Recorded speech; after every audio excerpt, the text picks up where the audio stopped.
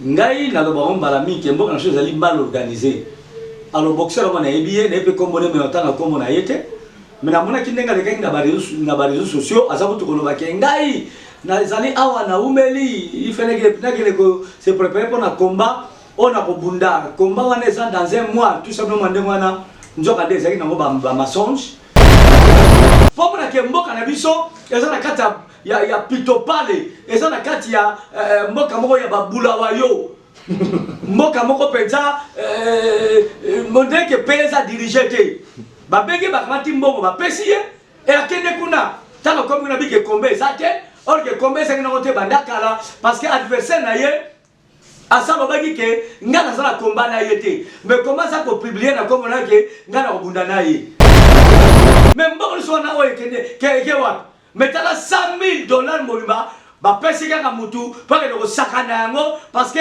mboka na biso te ba tamona ba konti mais ba konza tango yo par de photo le ba kombo mais mboka ezali mal gouverné par preuve bosomo na bebelo ka boyi et ça soni un individu a que ko escroquer mboka pour des escroqueries aya ko zong sa mbongo wana bon musala ije fango zakani hein on demande na ba ije fango comme ma complice nano kaka ije so ki nani alors un homme de Dieu a que ça ni opposant ni muta pouvoir l'homme de Dieu azalaka pour le peuple azami na ngaba peuple OK parce que ba peuple baza ba peuple ya Nzambe l'homme de Dieu nzamba benga ye pour le peuple asala na Nzambe na nzela bana na Nzambe o baza ba peuple tozali notre Nzamba ko jamais ko zala opposant ay ko zala jamais ko zala muta pouvoir mais ko zala muta ba peuple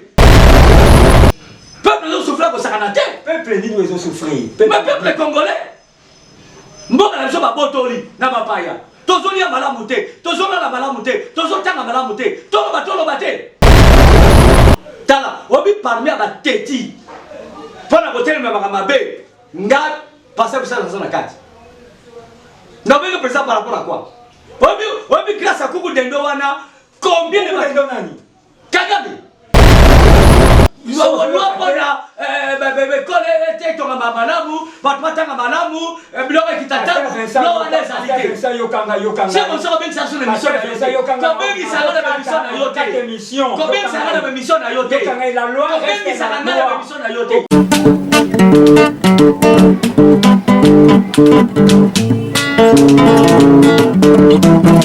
ciel ouvert lève-moi nique mon Nzambe monani loboko na tata esemwami likolo balingami na ye ciel ouvert ciel ouvert ciel ouvert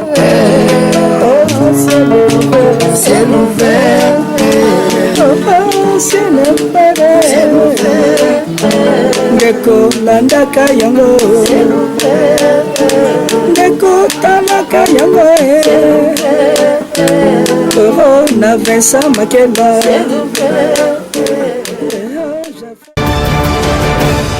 OK, voilà. To pesibi nombote mingi ba ande konyo so bozolanda biso na République démocratique du Congo pe na 4 coins ya monde. Nzambe ya Abraham, Isaac et Jacob a pambola bino. C'est votre humble journaliste le pasteur Flamme d'Angola na caméra tozali na évangéliste Cédric Makela l'homme valable yende asimbi kuna nanzela na caméra. Lelo tozo salaka ba analyse.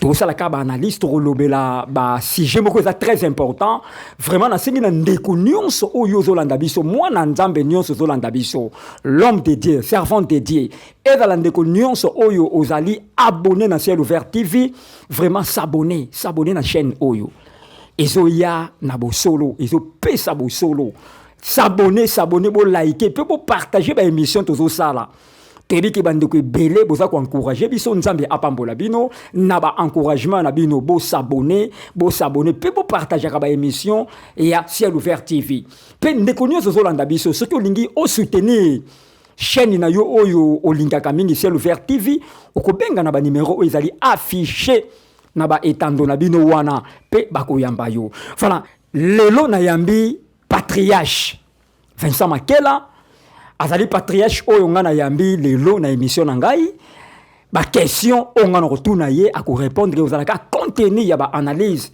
o tozolobela na émission ya mokolo na lelo. Bonjour le patriarche Vincent Makela. Bonjour Flamme d'Angola, le pasteur Nzambale Ganopambola yo. Bonjour aussi et pas à long valable moi en tout cas Nzambe petit frère Jésus-Christ. Serveur électronique, ingénieur, Nzambale Ganopambola bino na invitation au Bopesinga. Voilà, l'homme de Dieu, le patriarche, na moni église, valé na moni zotambola so bien te, hein, na ebité ponanine. Et tambola bien te ndegenini. Yo, comment connaît ça fait un peu longtemps, yaka sauté. Église yotambola na malamu, to sandenge to salaka. Église encore les soira faillite. Oye salami na mokano ya Nzambe ekweya kate kitakate. Bobele so salami na mokano ya moto, soki moto ango aswaki ce qui contrat, ce qui n'a signé qui quelque part pour ba bandimba que pas inaye, ce qui soit poli, to contrat ne baby, on a bandimba kimi. Je crois que oyebi vrai de bele kamalamu et ça vraiment passe pas tous en la crise, ya ba panté à kolo parce que ba kapon na mutute, ba kapon na Nzambe. Donc Nzambe mtabenga kabango, donc le rôle ça pour ngaité et ça pour na mutute, église encore le ko yate, est-ce que soit koyak? Il est le même hier, aujourd'hui, éternellement. Le roi soit ça bongo, église pas encore, et ça peut carabongo. Église pe encore et ça kakabongo oyo le patriarche Vincent Makela alobi. Voilà, lentement essayé vraiment naza ko entamer directement la première question na ngai contenu ya ba analyse autokolobela na le patriarche Vincent Makela. Voilà, le patriarche Vincent Makela, to moni na ba réseaux sociaux inboxer. Auta ki libanda mboka ye. Asengi mbongo na gouvernement akende ko bunda mais to ko mona komi eska ngeko kende ko bunda alobi bitumbe ezali te mais to moni akangisi ba photo to moni azana ba boîte ça osala yenge na yebite le patriarche Vincent Makela analyse pona yo oriko sala nini na ba réaction o isalami. Merci beaucoup pour la question mon frère Nzambe ngai na lobango balami ke mboka na chose ali mal organisé. Alors boxer on a ebie ne pe kombo ne me otanga kombo na yete mais na mona kindenga le kinga na réseaux sociaux azaku tukoloba ke ngai na zali awa na umeli ifeneke na gene ko se préparer pour na combat on a ko bunda combat wana ça dans un mois tout simplement ndengwana nzoka nde zaki nango ba mensonge donc ezema malukuta azaki na combattre mais les Camerounais kamwa bakamati soki $100,000 ba pesier et les Camerounais comme moi, sans vérifier, sans quoi ma Cameroun de quoi ça koloba, et allaient le coutato et solo, même à temps ministère sport, sans même koye bake, est-ce que ndeko yo azana combattre, ba vérifier te, ba luki ba ye bate, et puis ba bengi mutu, na ndenge ya maboko boye, ba kamati mbongo, ba remettre ye. Or que ba montagne ndengwana passer flamme, et que peut ça na maboko te. Il faut payer ça na banque. Batango na compte na banque nde akoyeba ko gérer ngo à partir de compte wana ya banque. Mais bakamati mbongo bona musuni ba pesie nzoka nde kwa sengena na combattre tout simplement ndengo wana. Tokobenga ngo nini? Donc l'état na biso eza mawa mingi. Donc mboke zali mal organisé, mboke zali dirigé, donc n'importe qui a ça n'importe quoi. Taka de kolbi que c'est comme ça on changer nationalité, banini. Allez, ba connaît so balengi. Ba pesi $10,000 ou $100,000. $100,000. Est-ce que bino bo vérifier qu'il y a 100,000? Oh, mais yo le biko yo to biko moni so ki na ba akangisa ba photo ponga na tala kalanga biloko wana te même que yo moni mais na okaki tande ko sa ba déclaration vraiment zaki makamoko pena mba wa mingi et sengala ki ndeko na azala contrôler parce que azali sportif mais azali congolais et sengeli azala contrôler na makamaza ko sala balande penza pas à pas même la préparation na ye le ko ningi l'état azoye en charge mais l'état eyeba pas mona ke mboka na biso ezana kati ya pitopale ezana kati ya mboka moko ya babula wayo mboka moko penza monde ke pesa diriger te ba benge bakamati mbongo ba pesi ye et akende kuna tant comme on a dit que combat ça te or que combat ça n'ont pas bandakala parce que adversaire na ye asalo baki ke ngana zala combat na yete mais comment ça ko publier na comme na ke ngana ko bunda na ye mais tala mboka na yo ndenge zo tambola passer flamme eza mawa mingi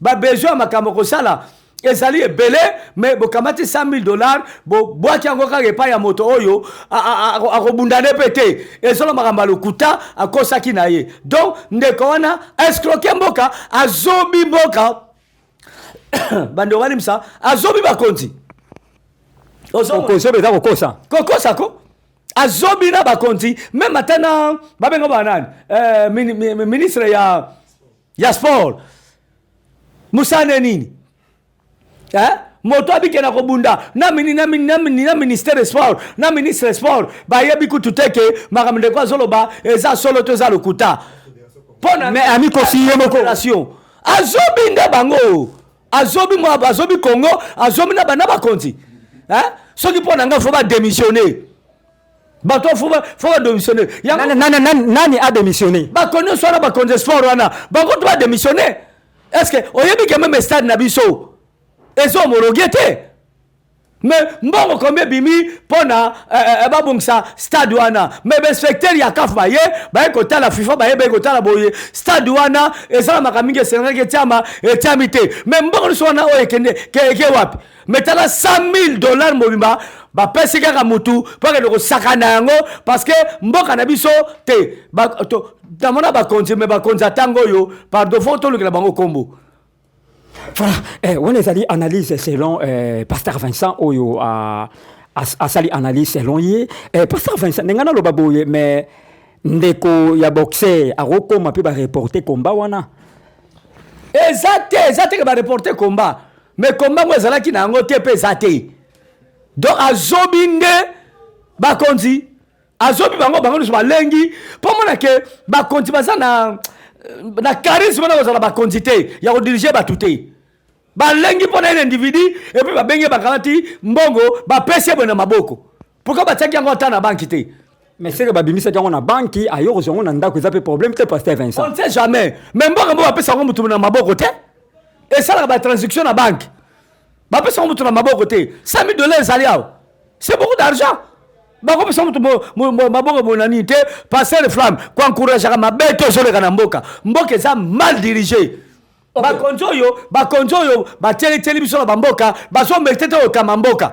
yo basabloka ndenge wana n'époque ya président Mobutu to même ata muse na Kabila Joseph biloko ekoki koleka te parce que moto azodirige bato il faut aza réveillé aza na boyebi oyo tobenga na lingala bozebi yo ozolobela ministre ya sport parce que boxer asa sportif oza s'adresser na ministère ya sport ou benini naza s'adresser na bakonzi nyonso parce que oui parce que bango nde batiami po bagouverner biso mais mboka ezali mal gouverné par preuve bozomona bebiloko boye eza soni un individu akende koescroquer mboka mpona eza escroquerie et puis ndeko ya boxer ebeke makambo nazosala eza nango bongo te nakobunda na ngai te mais azobi batu mpe azwi bango $100,000 c'est beaucoup d'argent Pasteur Flamme mboka ezala na boba osenga ebele tala nzala na mboka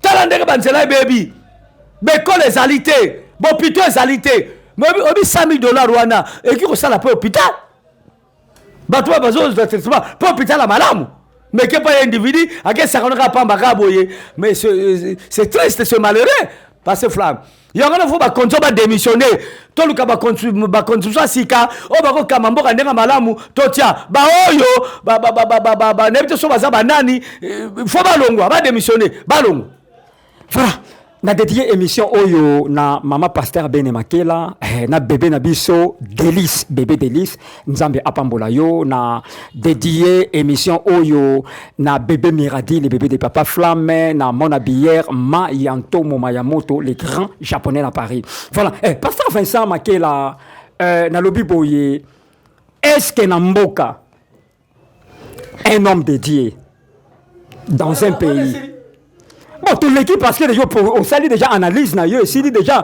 na yebi tozana likambo lingo bakisa nana likambo bakisa na kosenga na boxer wana lokola bundi te aya kozongisa mbongo azongisa 10 000 $. azongisa 100 000 $. wana yo ndenge oyebika 600 000 $. kolandaka baneti te ezali kama neti ezali kama ya solo bapesi ye 100 000 $. azalaki bakompagne na ndeko moko boye bapesi ye 100 000 $ en espèce comme ça bapesi ye boye na nini atiamo na mushasino aya kozongisa yango akozongisa mbongo wana aya kozongisa mbongo wana bon mosala igf yango ezalaka nini ondema na ba igf yango bakoma bacomplice ngalonga kaka igf soki nani igf esalaka mosala malamu Pasteur Vincent esalaka vraiment mosala malamu igf yo wana yo mtolobi nga nazomona yango te igf yango nazomona yango te bakangi bato boni oyo bayibi tozomona badetournement ya ba 150 millions ba 20 millions 10 millions ba 5 millions igf yango bakangi bato boni oyo bazala bakala tangelanga bango mais Pasteur Vincent okoti sujet mosusu tango siya mosusu te mpo bino bato yo mtolobi ti yango nga nazongisela yo réponse parce que soko lobi fonga na éclaircir bato nga na moni mutu moko bakangi te oyo akoti makala po ayibi bakena baseka ba 2 jours na bibi 3 jours na bibi o baza na makala baosibir bapenda bango Pasteur Vincent bazali est ce que yo déjà okende na makala okende kovisite osala visite na makala Pasteur Vincent faut quand même dire la vérité makamsolo bondo ozanga na kisasa oyo te tangelanga mutu moko ayiba mbongo baza na makala tanga basebele na otanga kombo te basebele Pasteur Vincent mais tangelanga ata moko te oyo so bazala makala mpona bopinion na bango alobe makambo ya vérité bakangi batie na makala neti ndenge nazoloba boye soko le boye mabe oka kala ezalaki amukama te mikolo ekomi amukwata pour le moment Fatih Beton vraiment démocratie et ça là parce que ils ont battu mingi bazo démocratie vraiment na président Fatih Beton ezo ça là. Donc vraiment coup de chapeau na Fatih Beton notre président vraiment démocratie et ça na mboka na biso. Pasteur Vincent na lingi to entamer na nous deuxième question na ngai. Na lui est-ce que dans un pays na ndimeli yo te ozo flatter. Na flatter net na ndenge ni. Net na ndenge ni. Démocratie bakanga bat pa pamba te. Na démocratie droit de l'homme et salaka. Mais que c'est droit de l'homme et ça parce que c'est votre opinion zoloba et ça là. Yo olingne so bato ba kangi ka pona ka maloba pam. Pona ka opinion na bang. Na tango ba comme na bang. Tanga ba kombo. Yo zana kisasa te flamme. To e ba makambo te. O zana kisasa te, o e ba makambo te. Parce que ndeko moko a utuko zala lever. Quand on a opinion na ye, en sa conférence, ba lever moi si na bana na ye, na baninga ne bazomo na yete. Kalami gitawa, azasko wapi. Azab eska bataka bango ba eska bataka bango. Eska ba préparer pour la kotaba ko coffrer batu. Est-ce que on est la démocratie? La démocratie, liberté ya opinion salaka. Droit de l'homme et salaka. Bagyo kangamute ke po mutalobaki. So ngala mabe pona yo. Passer flamme. Yo posa la munokoti. Yo peut aller ka répondre yo. Il y a qu'à répondre. Mais bamsi ba répondre à la tête, bamsi ba répondre par le silence. Mais ça on doit répondre te. Pourquoi kangamutu? To pourquoi kangisa mutu? Tikaye, pour yo bono ko répondre. Loko bi ke répondre les imbéciles par le silence. Loko tika no silence. Tikaye. Ba doit na opinion siri. Mais soko bari ko kanga batu ko enlever batu elongwe sikoyo démocratie to le ko mususu te ngana luka comme mususu te ngana bika za démocratie. Maître Daniel Toumba, maître Idi Amin. Voilà, Pasteur Vincent, dans un pays est-ce que un homme dédié nasoba non mboka na biso, un homme dédié na mboka na biso a reconnu kozala pour les pouvoirs en place ou bien reconnu kozala opposant? Merci beaucoup pour la motuna qui toko tuni. Osoba un homme de Dieu, cela veut dire que mouton c'est l'Anzambe. Ok. Trop un homme de Dieu a bengami pour nous servir Nzambe. A bengami pour nous servir na mukilité, a bengami pour nous servir nanu Nzambe. Alors, mouton a bengami pour nous servir Nzambe. Nzambe ne mutu a romana ko inspiré. Ben inspiration azali ko makamba azali ko sala, abalosa na makasi na yete, mais abalosa par inspiration du Saint-Esprit. Alors, un homme de Dieu a kozala ni opposant ni Mouta pouvoir. L'homme de Dieu azalaka pour le peuple. Azarmi ngamba peuple. OK. Parce que ba peuple, baza ba peuple ya Nzambe. L'homme de Dieu nzamba benga ye pour le peuple. Asala la Nzambe, nanzela bana na Nzambe, o baza ba peuple tozali. Notre Nzamba ri jamais ko zala opposant, ayebi kozala jamais kozala moto pouvoir mais akozala moto ba peuple.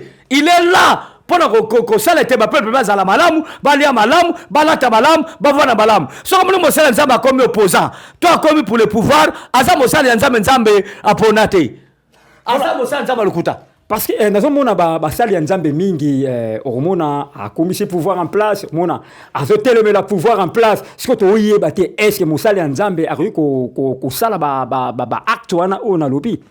Nous sommes appelés pour prêcher l'évangile. Nous sommes appelés pour servir l'Éternel. Toi qui la gouvernement, toi qui la opposante. Alors, Bible lobi na biso boye. Bande ko bana ngai malamu. Allez dans le monde entier et faire de toutes les nations mes disciples. Matthieu 28. Oui, nous sommes appelés pour faire ba peuple oyo bazala mukilo oyo bazala ba disciple yankolo. Mais tout ça pour ça ba propagande. Il y a ba président de la République, il y a ba gouverneur, il y a ba nan non. Tout ça peut être pour ça là cause en opposant côté les melaba pouvoir en place mais biso to kozala pour ba peuple soki peuple azoli ya malamu te to lobby azota malamu te to lobby azotanga malamu te to lobby. Donc mosala nzambe azalaka pour le peuple azaka ni pour le pouvoir ni pour l'opposition. Donc aza naître to loba bon cause nabi aza pe naître te mais aza pour le peuple. Mais quoi appuyer Mouteza péché t'es pasteur Vincent. Un homme de Dieu quoi appuyer ni pouvoir en place ou bien aux opposants. Ce n'est pas un péché pasteur Vincent. Ce que pouvoir en place c'est l'imam malam. Ozo prend. Toko ki pe ko lobela. Toki pe ko bonde la pona yi. Ozo mona. Mais so ba sala mabe. Ta na kwa ko loba, mabe bazo sala neti skombo rezo tambola malamu te. Barabani dit que Mosala Nzamba comme opposant.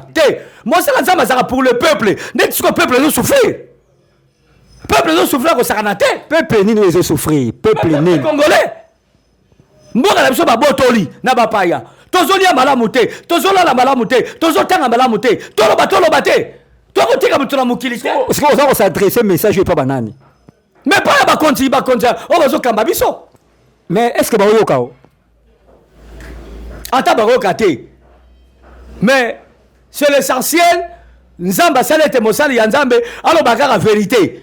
Soki pe mboka zo tambola malam, mosali nzamba akoloba mboka zo tambola malam, to sambela pona bakonzi, tout ça banini. Il paraît que mboka badede ki on pas ya nzambe. Est-ce que mboka badede pas ya nzambe et subisaka makambo to subi? Na tuna question. Bon toi pour ça la rani. OK, voilà, merci. Question Zaboui, pasteur Vincent. Faut vous rappeler na bonne foi. Par rapport à quoi? Parce que pasteur Vincent oyebi mingi histoire ya mboka oyo yo Congo. Congo uti na ba makambo belé ya mabe. Tuti na ba embargo.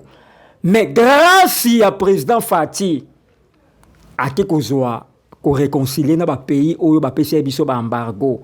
Mais au yebi que RDC po ezonga ndenge zaki na temps ya temps belge faut malembe ezaka mbala moko te RDC ko bonga.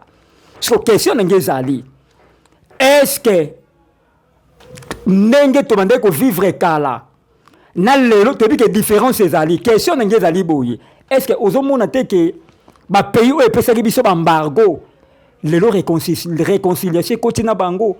Tout le monde qui pays au Nord-Linga bisoté mais grâce à président Fatih Beton azong si moins relation wana est-ce que ko beta maboko to ko encourager ngote quand on a ko bato parce que on a porter parole Fatih Beton te aza ba porter parole ne ba ki ko loba o ba bazomona mais pona ngana zomona ke mboka na biso et ça foncer les sous et zong sous na 70 ans ou bien 50 ans na sima par rapport à quoi mais na nyonso et donc maman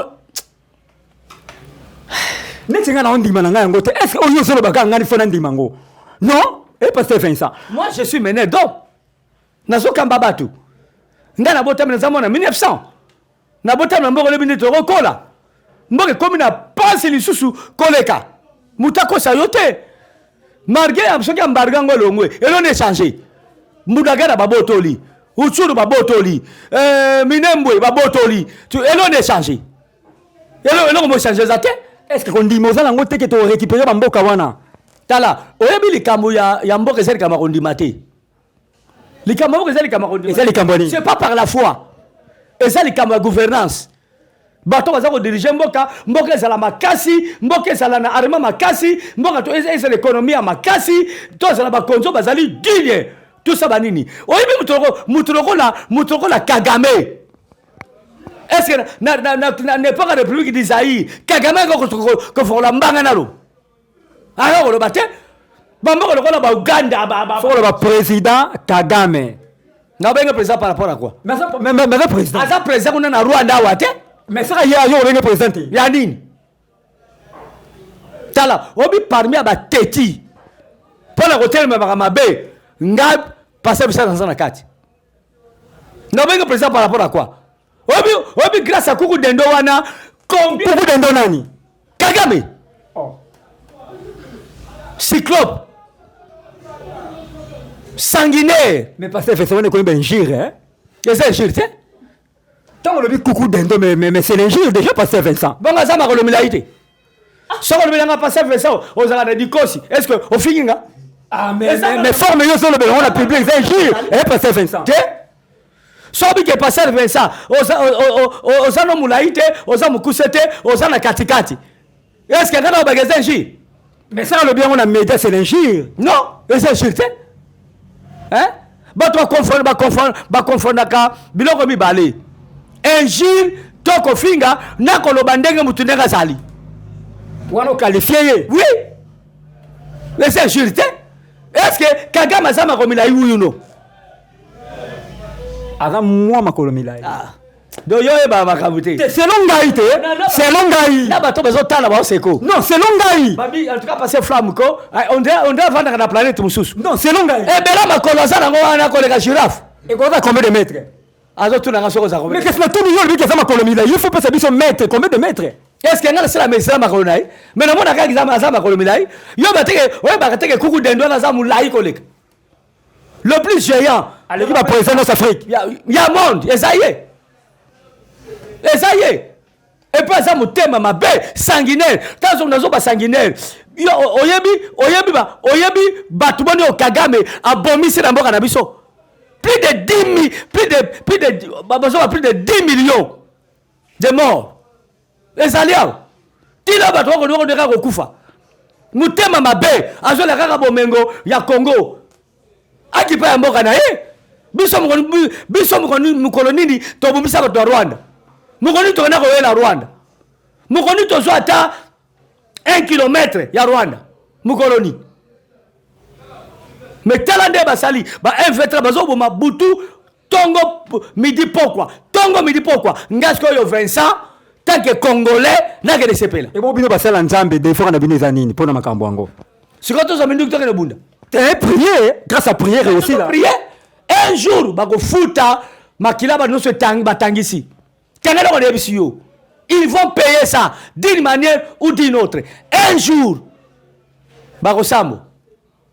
Voilà, nous sommes limités par les temps. Aux alliés dernier ou bien avant dernière question nangai. Pasteur Vincent Tomoni gouvernement. Ils ont buka bandaku oyoyo batongi yango libande ya limite ya l'état. Réaction na izanini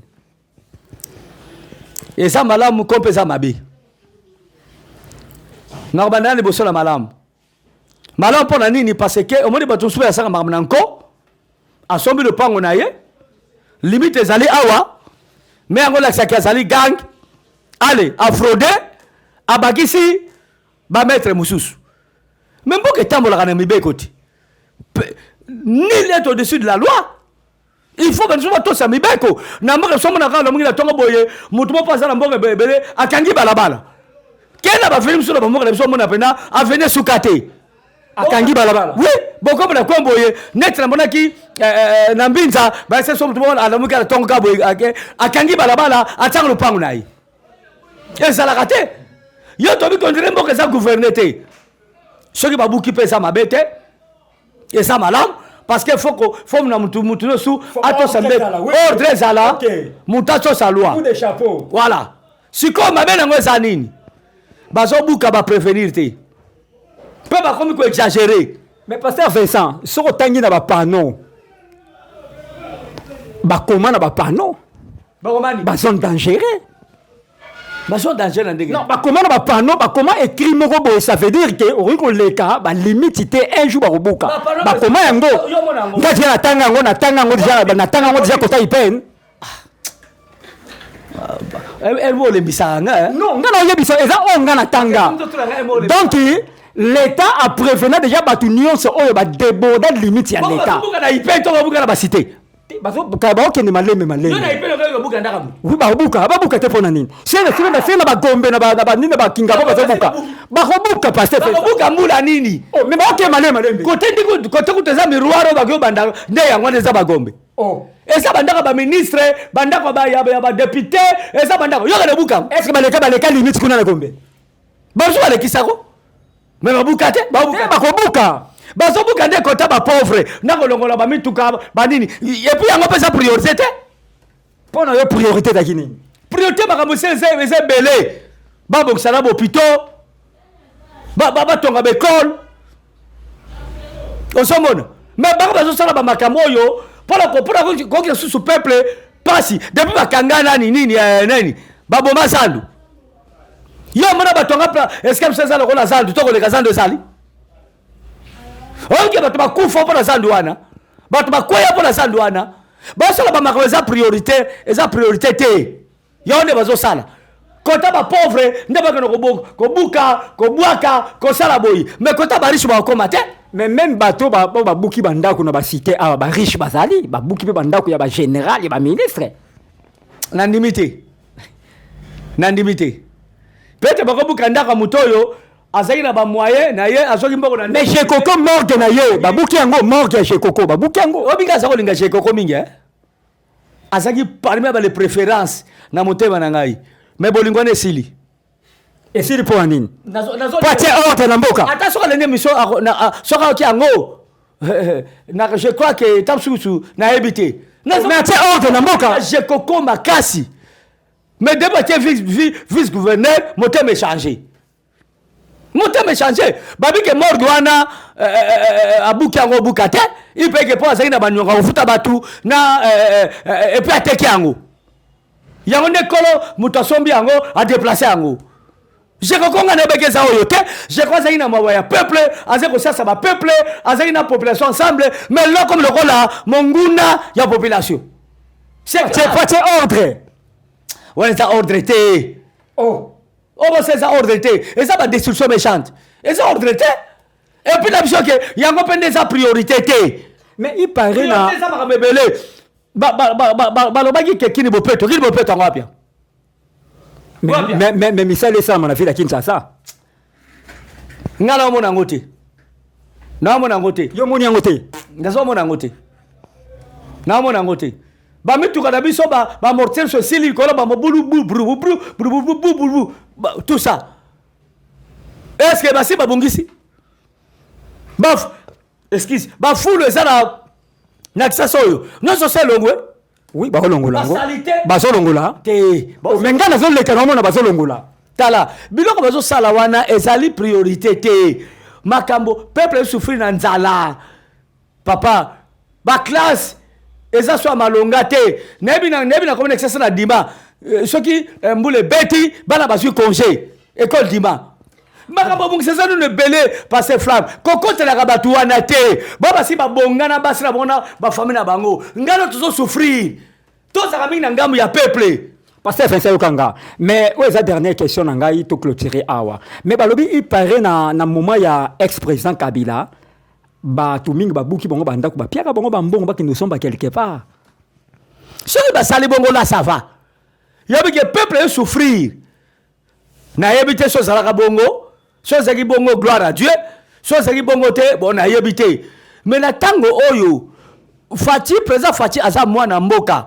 Président Fati akola aye makambo ebele aye ba malewa aye bi ba kuzu aye bi ba aye makambo ebele président Fati autorise makambo susu te bazo sala ko pona bato sala contre régime na ye régime ya faci na zo soli kambo ya solo ya président faci ba peuple ba lembi yango ba baye yango. Je te dis la vérité. Nga naza na ngama population na kamaka naza koloba.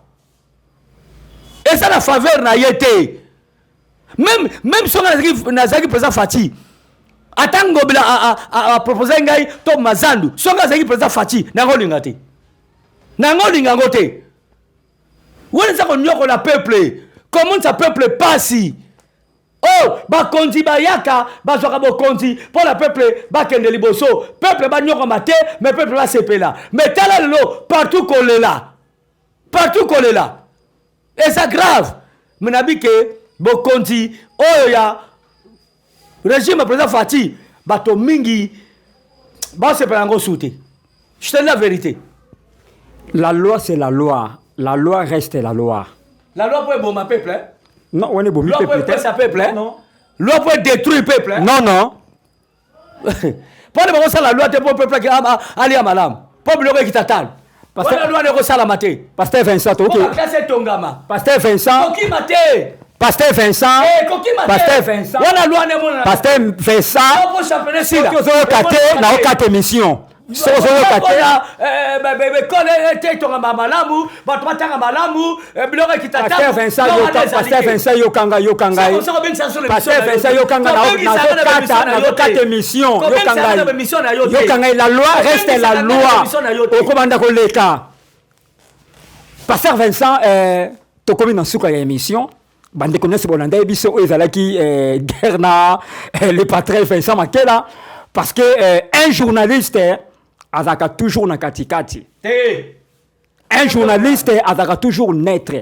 Côté malamu ezali abeti maboko. Côté mabe ezali asali critique. Mais on condamné en côté. Mais on les kawa. Il y a encourageant. Mais ngana omona mabe mo côté. Na ko critiquer ngo ndenge nini. Mais malamu na yo. OK, parce que c'est ça l'analyse il y a nuance oyo après au PC ba dédicace au PC na programme ya église. Na au PC ça ba dédicace.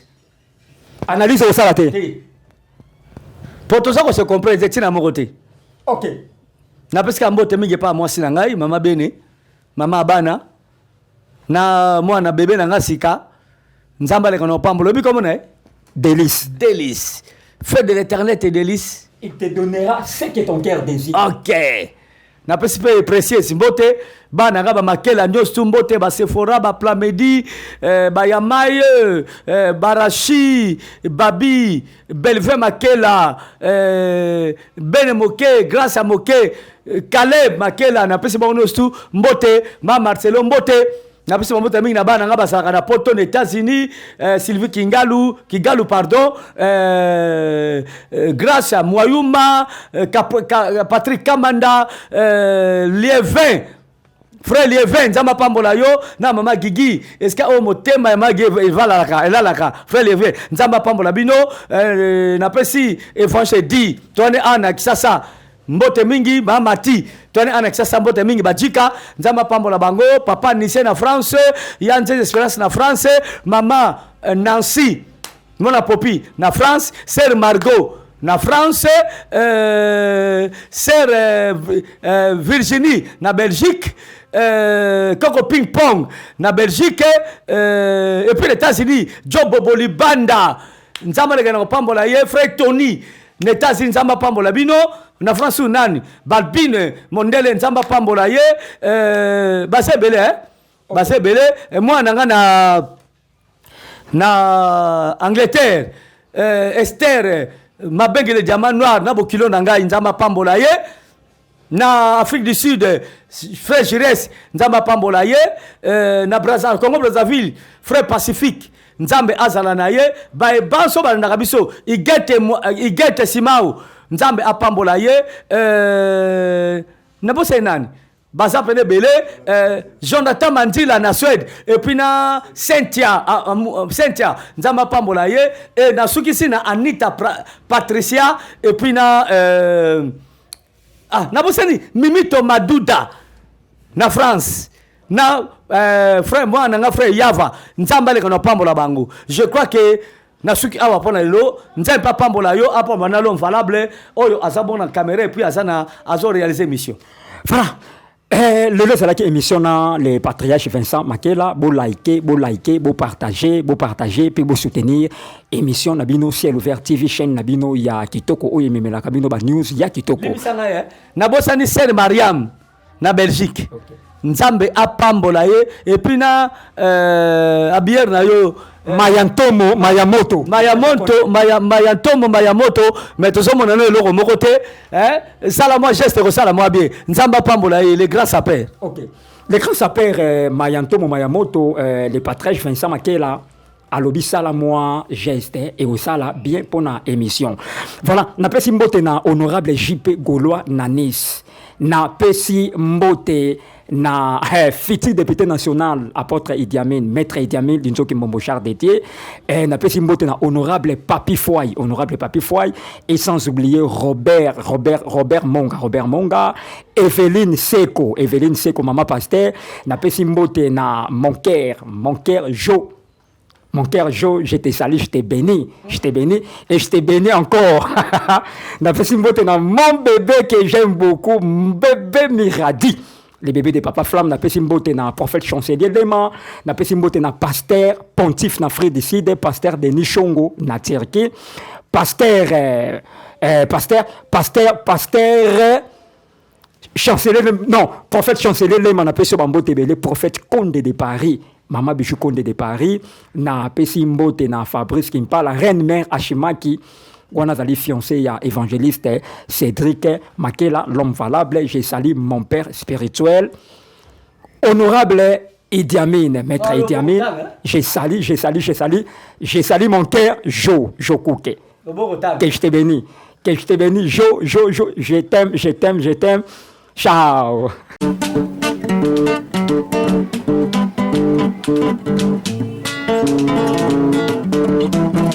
Ciel ouvert, lève-moi nike mona nzambe monani loboko na tata esemwami likola balingami na ye. Ciel ouvert, ciel ouvert, ciel ouvert, oh ciel ouvert, ciel ouvert, oh ciel ouvert.